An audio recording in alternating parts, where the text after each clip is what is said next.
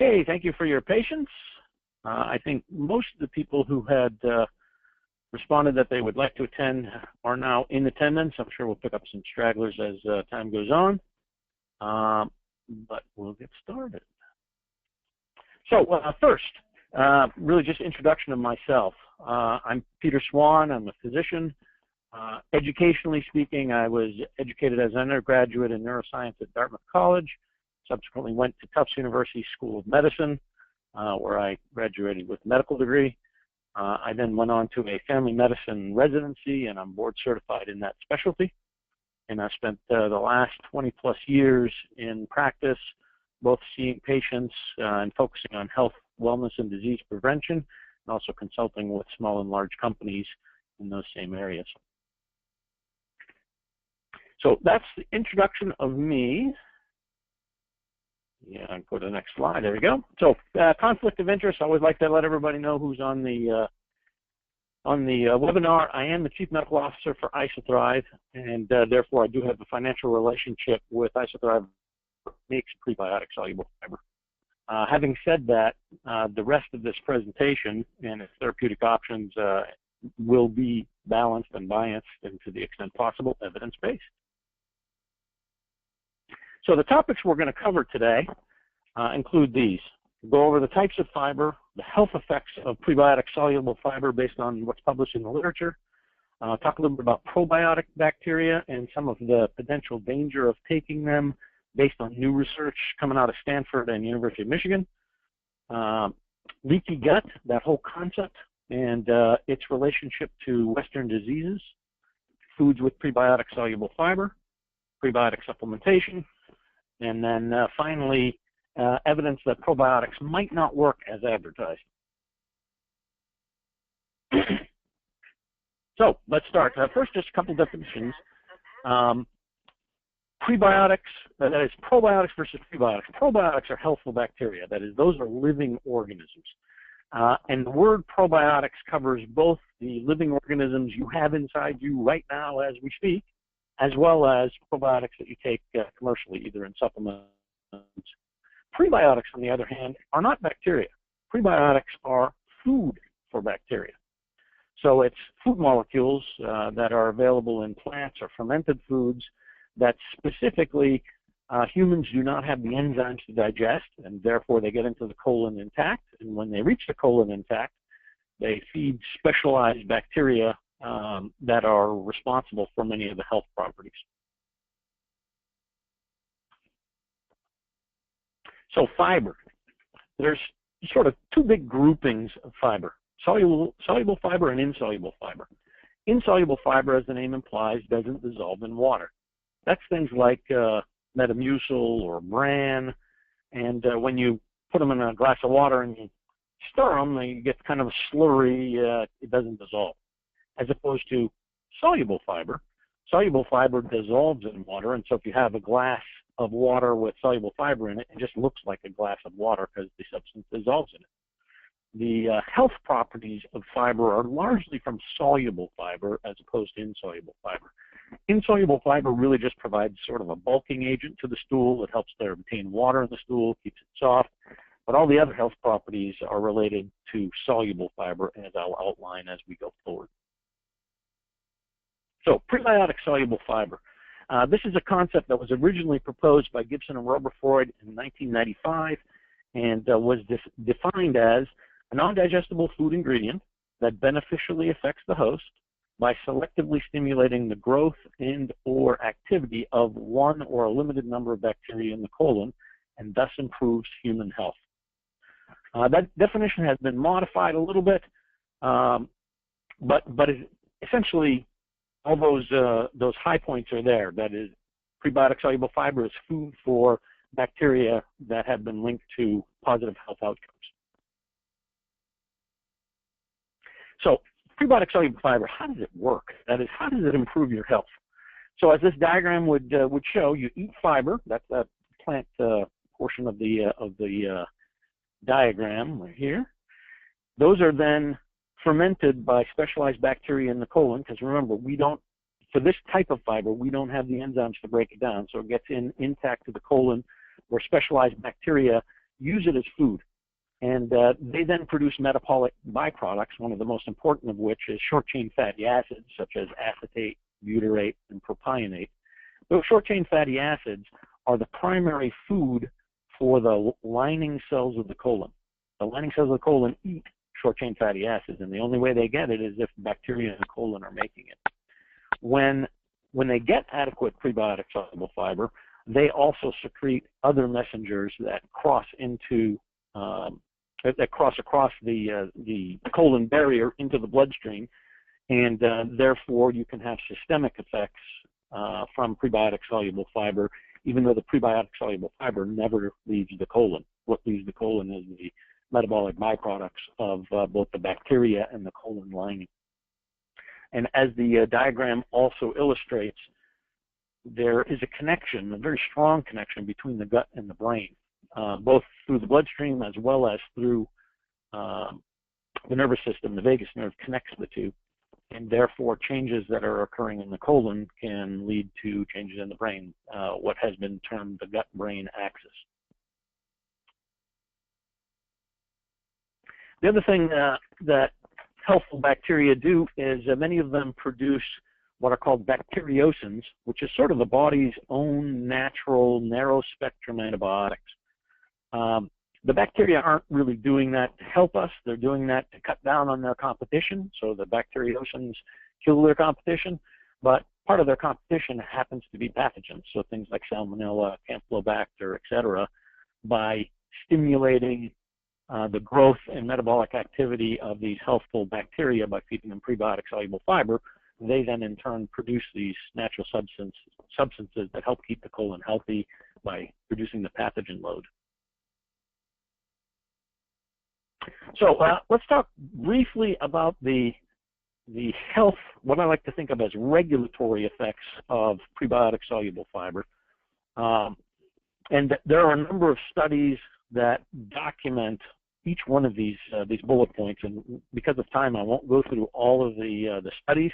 But if you're interested, you can go to our website, ISOThrive.com, and go to the For Nerds tab. And the For Nerds tab has the literature that supports all of these areas, broken out by animal studies and human studies. It'll be more reading than you'll really want to do, but it'll give you a good primer on how deep the literature is. So having said that, there's evidence in the medical literature for improved regulation of gastrointestinal function.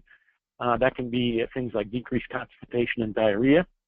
There's also a re-regulation of the immune system, so specifically decreases in inflammation where the immune system is overactive, as well as revving up the immune system to interact with infectious disease more successfully, so decreasing the risk of infections, especially colonic infections.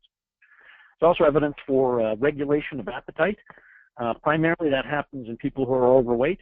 Your appetite tends to go down, and therefore if you're trying to lose weight, can help with weight loss, and there is some weight loss studies shown with prebiotic soluble fiber.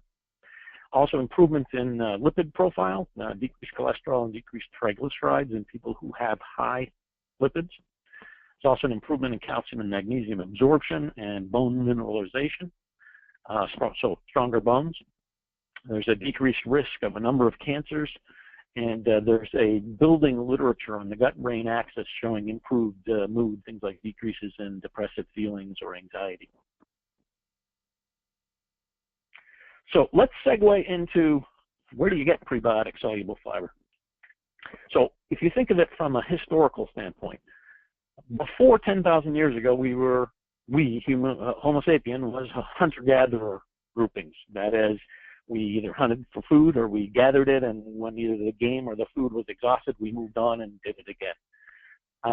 From a prebiotic soluble fiber standpoint, the fibers that those people were eating were largely root vegetables, and a much wider variety of root vegetables than what we have on the screen. But onions and root vegetables that we have today are good representatives.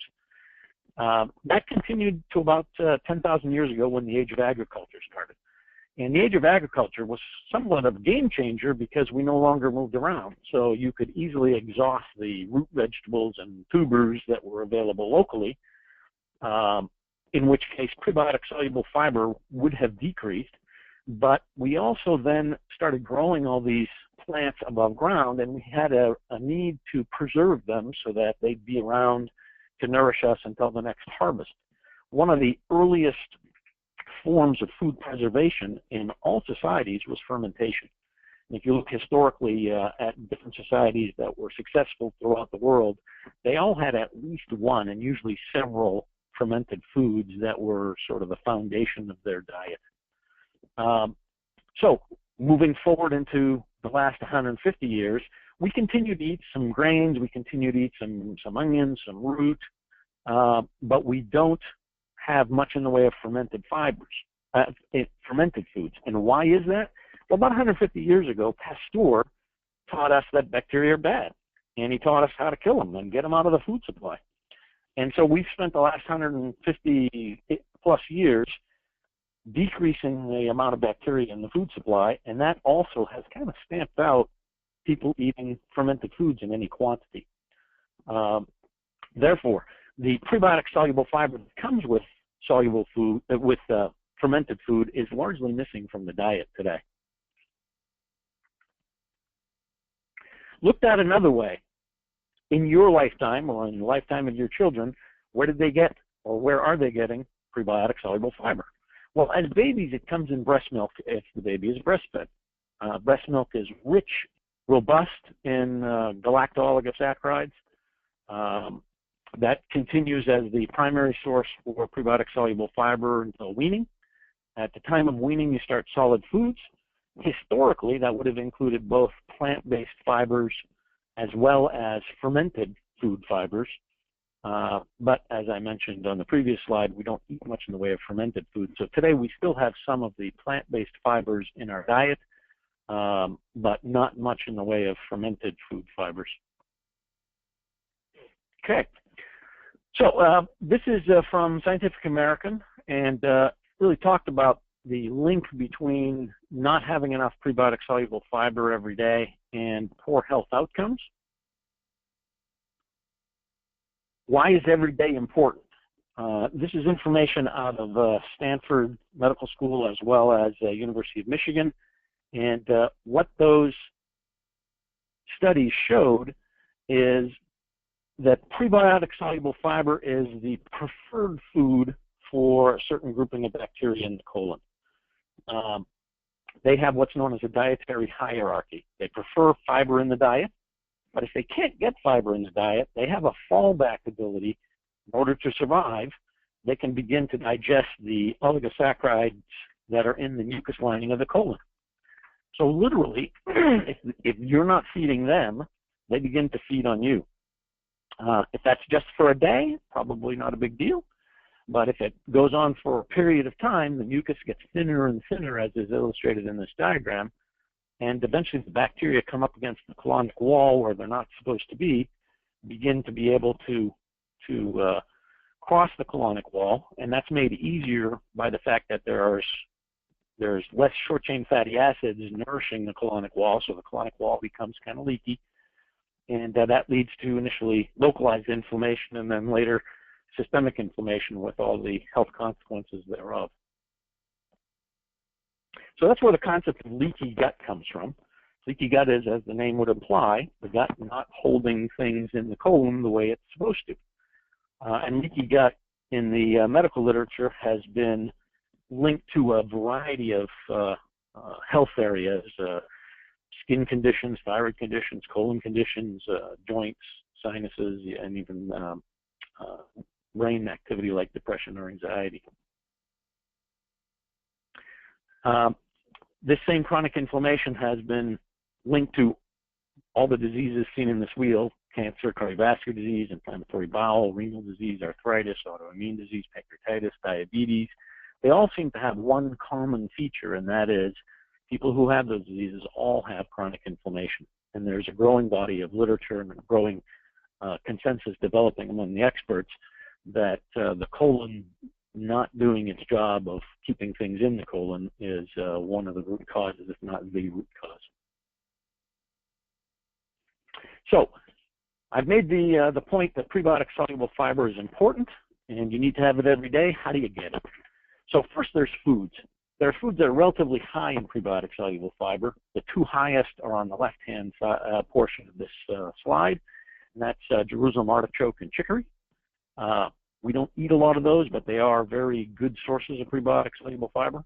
There's also lower but still relatively good content in onions, leeks, garlic. And then there are other foods that have very small amounts of prebiotic soluble fiber, but still some.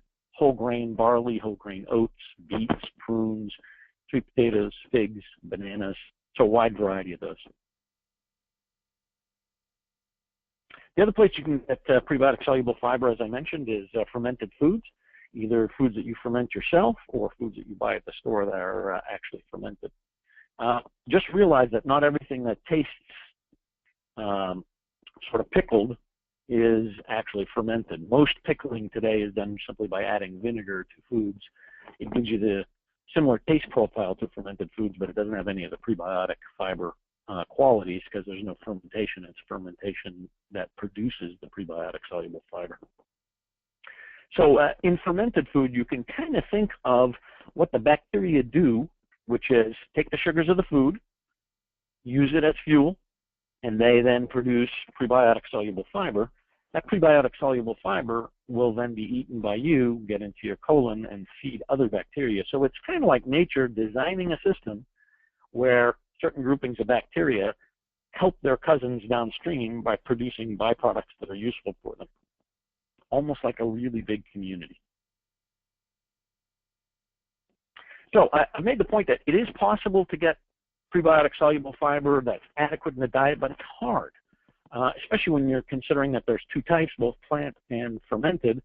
And the plant type you can probably get by increasing those foods, but unless you're going to eat fermented foods every day and several times a day, you're going to be missing the fermented type. So the alternative, if you can't get it from foods, obviously it's supplements. This is a concept I'm sure you're all familiar with. If you don't get enough calcium in your diet, then maybe take a calcium supplement, or if you don't think you get enough vitamin B, then you may take a vitamin B supplement. So supplementation is a way of getting extra nutrients in that you're not getting through the diet. Prebiotics have supplements as well. First generation prebiotic supplements were made by more of an industrial process most of the time.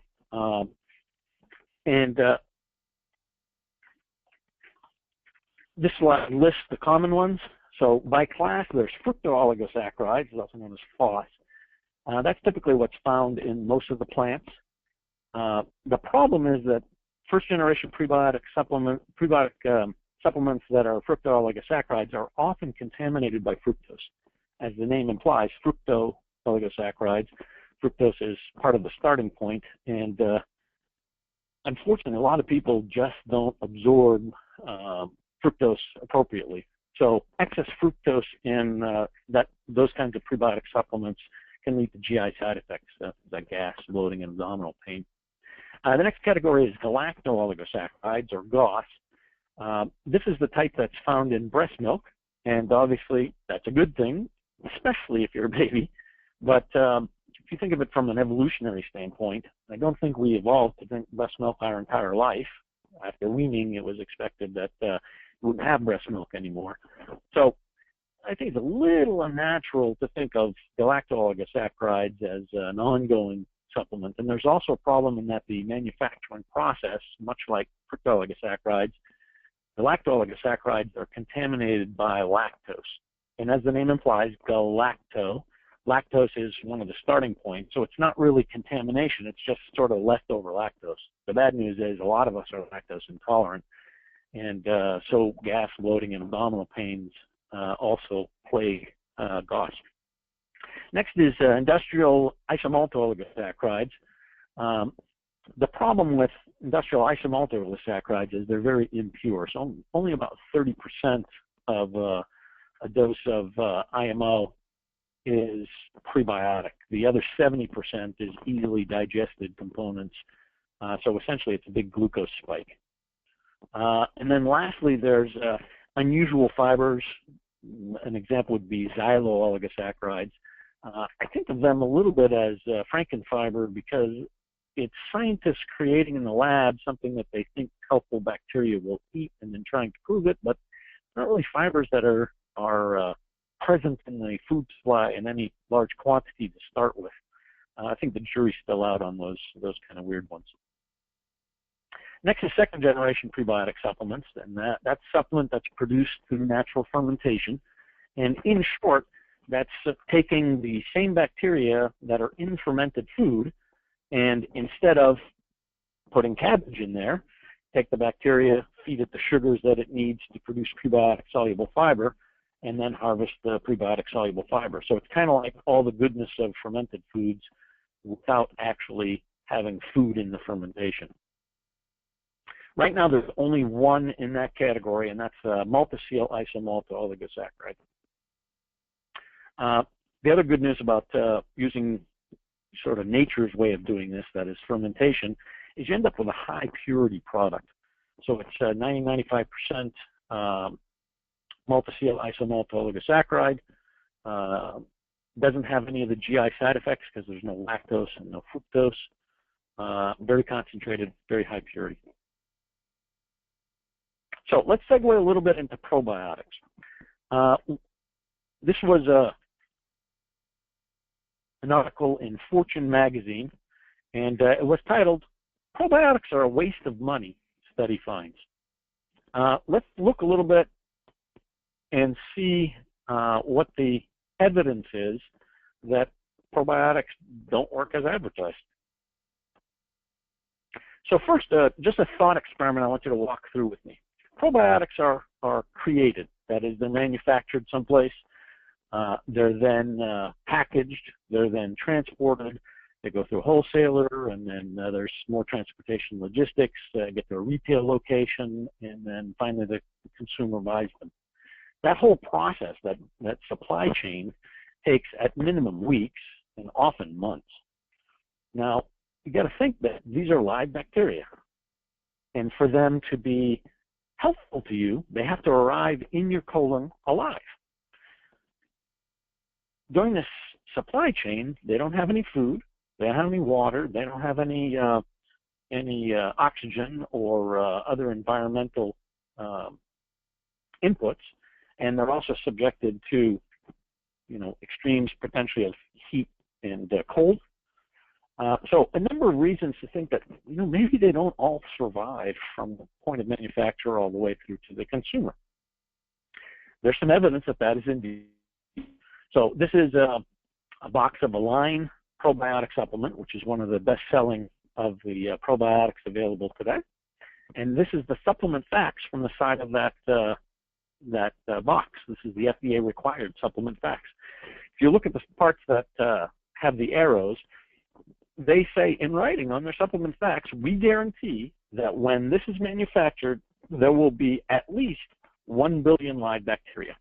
And we further guarantee that at the time you consume them, by the best buy date, there will be at least 10 million bacteria left. That doesn't seem like a big change, but if you do the math, 1 billion down to 10 million, that means 99% of the bacteria that were present at manufacture are dead by the time you buy them. And that's not my words. That's from the manufacturer. So let's look at physiologic hurdles beyond the supply chain. So you get some probiotics, you then take them. What happens? Hits the stomach, and the stomach is a vat of hydrochloric acid at a pH of somewhere between 1 and 3. It's really designed to kill bacteria, and at the same time, those bacteria are being hit with the beginnings of digestive enzymes designed to try and break them down. If they survive the stomach, they then go into the beginnings of the small intestine, and pH skyrockets from 1 to 2 up to about 8. That pH change is deadly to most living things. And at the same time, they're hit with a whole battery of digestive enzymes, even more powerful than what they got hit with in the stomach, all designed to try and break them down into their component parts so they can be absorbed. So another reason to think that even if they were alive in the capsule or in the food that you took, maybe by the time they're getting to the small intestines, a lot of them are dying. what's the evidence for that? This is a study published in Genome Medicine in, I think it was May of 2016, and it was a systematic review of all the randomized controlled trials on using probiotics to try and change the bacteria in the colon. And the take-home that they finished with is this systematic review of the pertinent literature demonstrates a lack of evidence for an impact of probiotics on fecal microbiota composition in healthy adults. That is, if you look at the best of the best studies, there really isn't much evidence that probiotics actually do change fecal microbiota composition. Therefore, if probiotics work, they clearly don't work by changing the microbiota. It's always possible there is a totally different mechanism they work by, but right now, we don't know what that mechanism is or whether or not it even exists.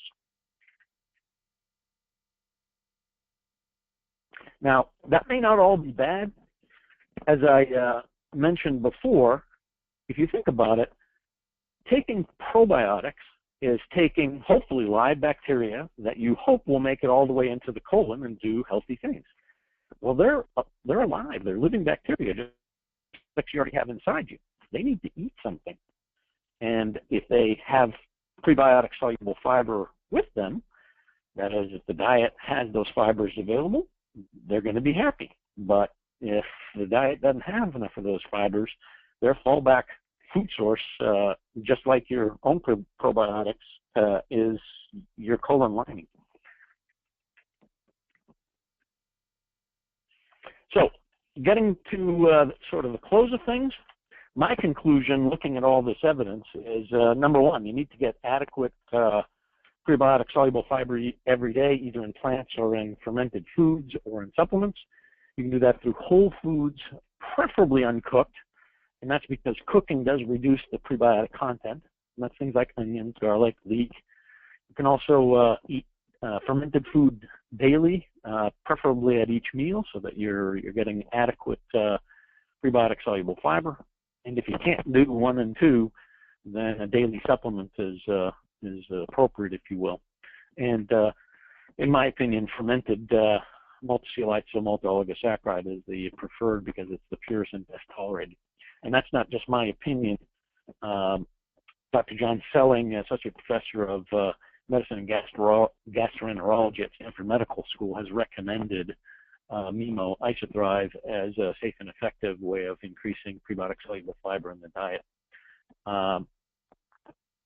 Secondarily, Jumpstart MD, the Bay Area's leading weight loss and wellness multi-office practice, has begun using ISOThrive as part of their clinical weight loss practice and wellness practice. So for the few colleagues that may be on the line, because I did invite some of my professional colleagues, just wanted to point out that in the exam room, when I'm with the patient, this is kind of how I think about it. Pretty much all patients potentially could benefit because there's a lot of health benefits, but if you're looking at specific diagnoses that are indications for an ISOThrive-like substance, patients with constipation or diarrhea. If you're using a second-generation prebiotic like ISOThrive, you could also include patients with gas, bloating, cramping, irritable bowel syndrome symptoms. Though I'd be very careful, make sure you're not using first-generation prebiotic for that, because those are likely to increase symptoms in these patients. Likewise, in patients that are overweight or obese, patients with conditions that are characterized by chronic inflammation, we saw that in some of the slides, things like metabolic syndrome, diabetes, coronary heart disease, inflammatory arthritis, irritable bowel, inflammatory bowel, allergies.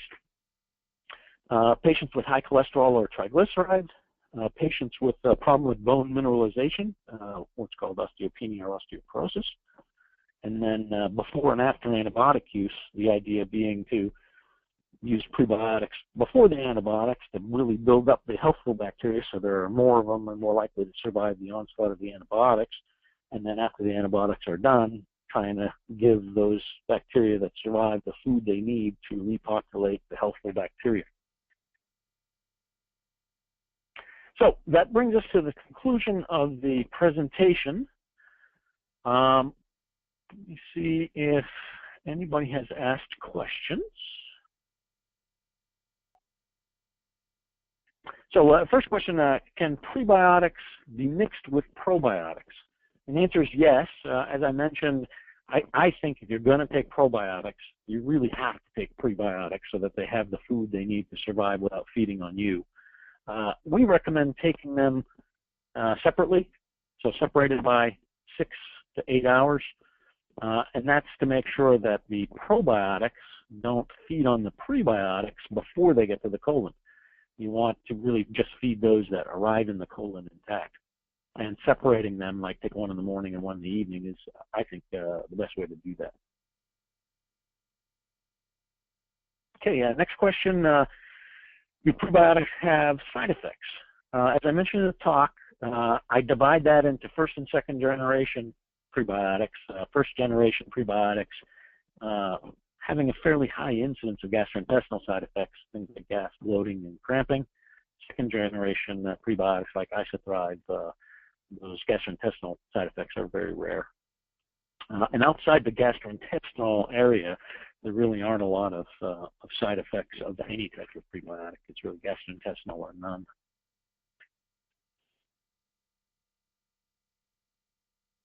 Okay, somebody asking where they can get ISOThrive. I don't want this to be too overtly commercial, so if you'd message me after the talk is done, I'll let you know how to do that. See if anybody else. Dr. Swann, if you look at the questions panel, there are several other questions regarding high evidence that taking statins would reduce the effectiveness of ISOThrive. Yeah, in fact, I'm going to have one of my staff read the questions to me because I'm having a hard time opening the box. So I understand that the next question is there a problem taking statins and ISOThrive together? And the answer is no. In fact, I think that's actually a great combination.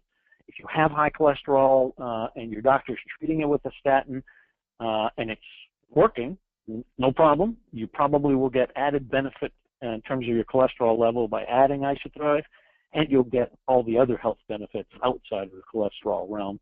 And there's won't be any interaction with statins or really any other medications. Remember that ISOThrive is an inert substance as far as your body's concerned. You do not digest it. You do not absorb it. It's food for the bacteria in your colon. So it really doesn't interact with any other medicines. We've got another question that says, I am allergic to onions and leeks. Are there other foods where I can get prebiotic soluble fiber?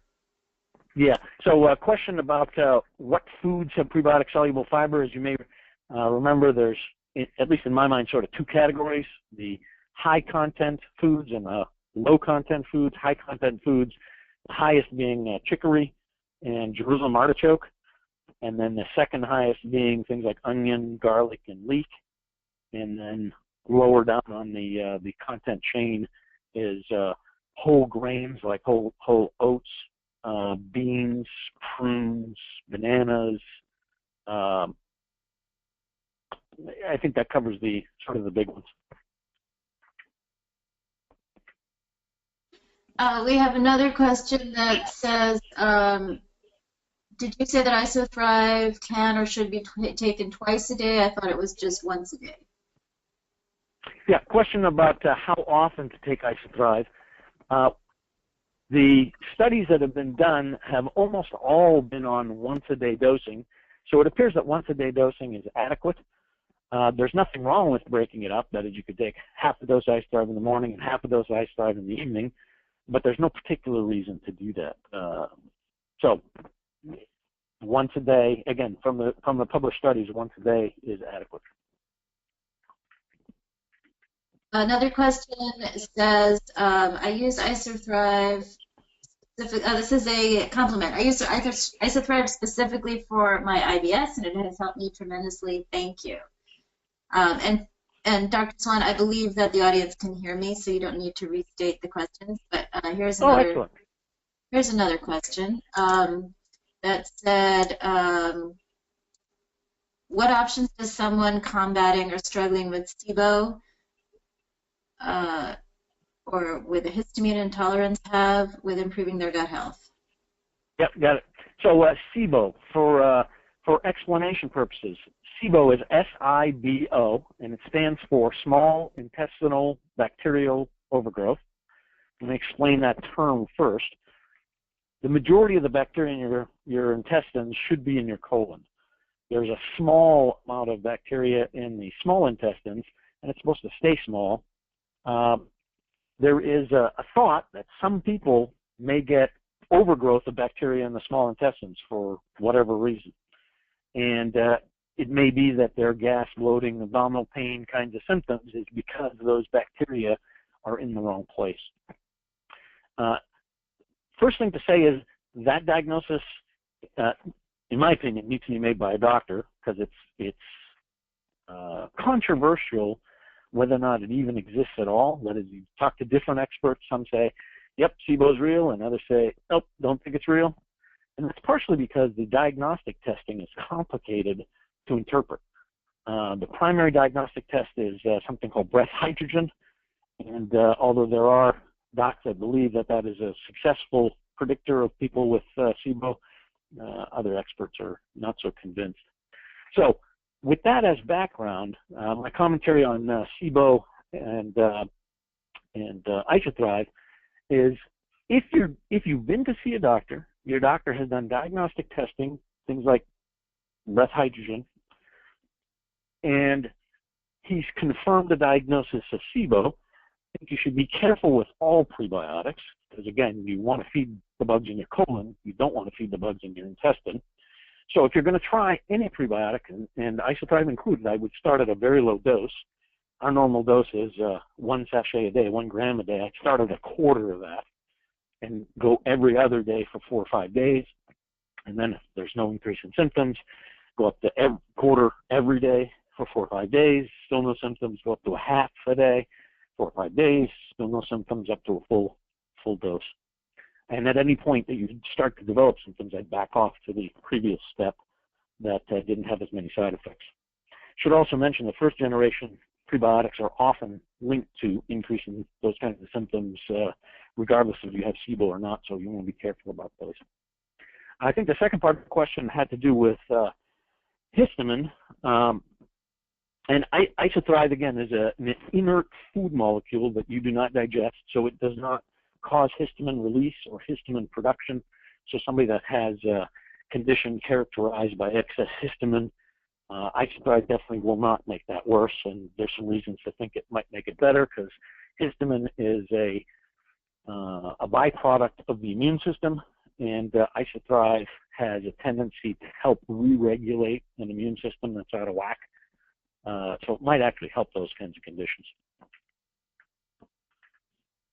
We've got another question here that if someone does not eat dairy, would they naturally have probiotics in their system already, and should they be taking supplements, either probiotic or prebiotic? Yeah, can you read that one again? I'm not sure I understood the question. For someone that doesn't eat dairy, would they naturally have probiotics in their system already? And yeah. Probiotic supplements. Yeah. Everybody's intestine undoubtedly contains some good bacteria. So it's not just people who eat dairy. It's from a wide variety of areas of life, starting at the point where you're born and you pass through the birth canal.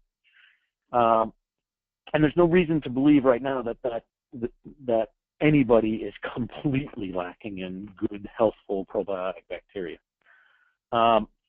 So the fact that you eat dairy products or don't eat dairy products really doesn't have anything to do with whether or not you've got healthful bacteria inside you. And as I mentioned, the decision to take probiotic supplements, as long as you understand what the risks are, and like I said, in my opinion, include prebiotics as part of your probiotic supplement, there's no reason not to take them.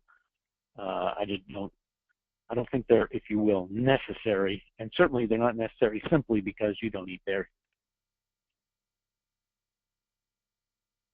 Thank you, Dr. Swann. That's all the questions I have here.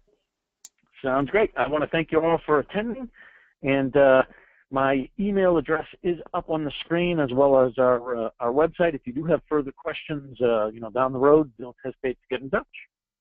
Have a good day.